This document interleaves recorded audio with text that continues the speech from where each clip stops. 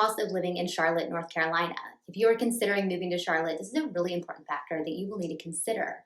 My name is Malana. I am a local realtor in Charlotte, North Carolina, and I've helped buyers relocate to this city for over 6 years. So I absolutely understand how important this information is in either making your decision or preparing you for your move.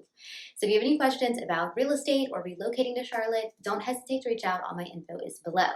Before we jump in, let's lay some groundwork on how we're going to compare Charlotte's cost of living to the national average. So we are going to be using the ranking system from bestplacestolive.net, which I will link below. How it will work is 100 will be the national average, and anything above 100 will be more expensive in Charlotte compared to the national average, and then anything below 100 will be less expensive in Charlotte compared to the national average.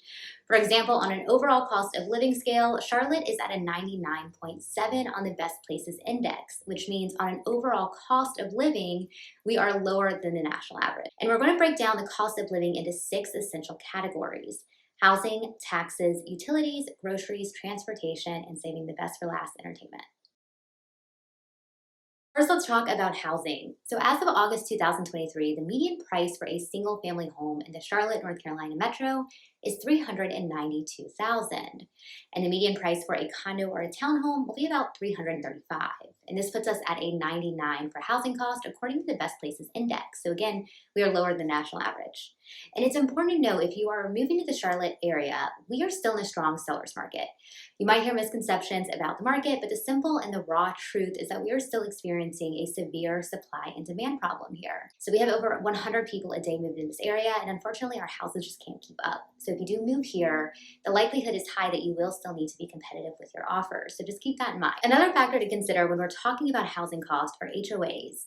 So HOAs are common in newer single family home developments, pretty much anything built past the 90s, and in condos and in townhomes. Your HOA dues will vary depending on the size of your community and the amount of amenities that you have. In a single family home community, your HOAs can range anywhere from 100 to a few hundred annually, and they're often paid on a quarterly basis. And if you move to a more amenity-packed neighborhood like the Palisades, you might be paying a lot higher. You might be paying about $1,000 per quarter. It really depends on the neighborhoods and the amenities. Now, your HOA fees for condos and townhomes will run you an average of about $200 to $300 a month. But again, if you purchase in a more amenity-packed complex, expect to pay higher. Now let's move on to taxes. So our state income tax is currently 4.99%, and this is a flat tax rate, meaning regardless of what your income is, this is how much you'll pay in taxes. Now, something really cool to note is that we are gradually moving towards a lower tax rate. So every year until the year 2027, our state income tax will reduce until we hit 3.99%. Now, our sales tax in the city of Charlotte is 7.25%, and it can get lower when you get farther outside the city. Now, as far as property tax rates, we either charge county taxes or county taxes plus city tax. For example, in Mecklenburg County, our tax rate is 0.35%. However, if your home is within the city limits, you will pay an additional city tax of 0.62%. So you'll be looking at a total of 0.97% if you're in a home in the city limits. Now, the good news is that the recent studies do show that we do rank number 22 lowest for state property taxes.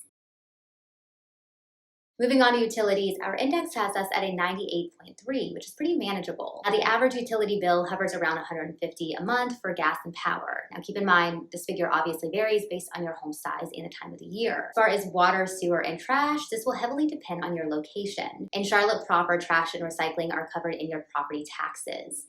Now, some houses outside of the city limits, especially in the more rural areas, will have to pay for a private trash and recycling pickup, but it's really not too expensive. Now, for water in Charlotte proper, we do pay our water bill to the city, and the average size house in Charlotte, you would expect to pay about $72 a month. Now, if you're outside of the city limits, you'll either pay county water or you will have a community or a private well. Now let's talk about groceries. So on average, a monthly grocery bill will cost you about $341 per person. Here are some common grocery items and their average cost.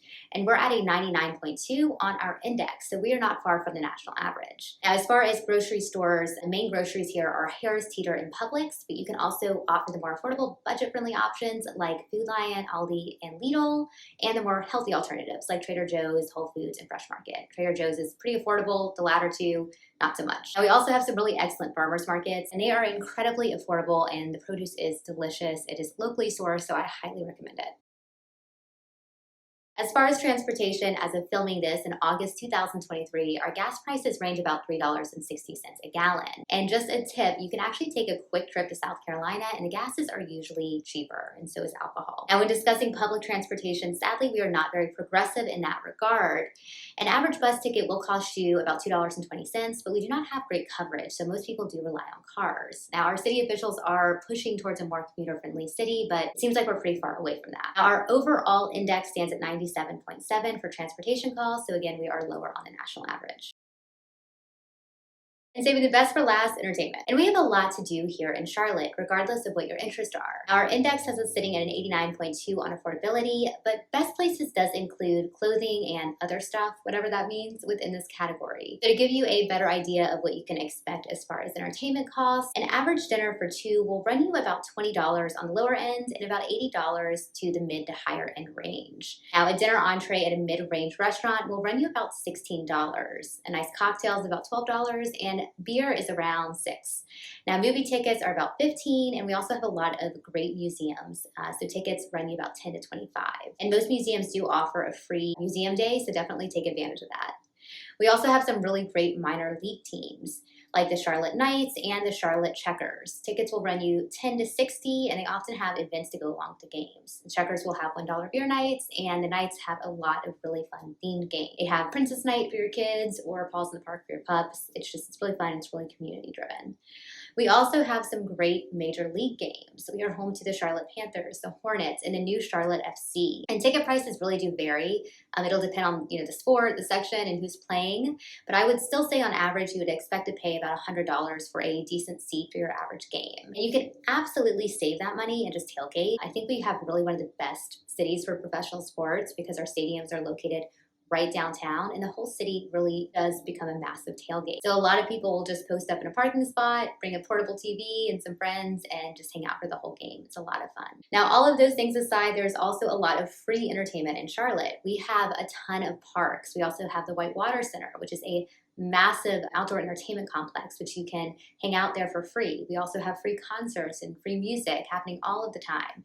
So it really is just a fun city, and we're not short on entertainment. So that wraps up the big essential costs that you need to know if you're thinking about moving to Charlotte, North Carolina. So if you have any questions, once again, my name is Malana. I'm a realtor with eXp Realty. All of my info is below, including my calendar link, and I look forward to connecting.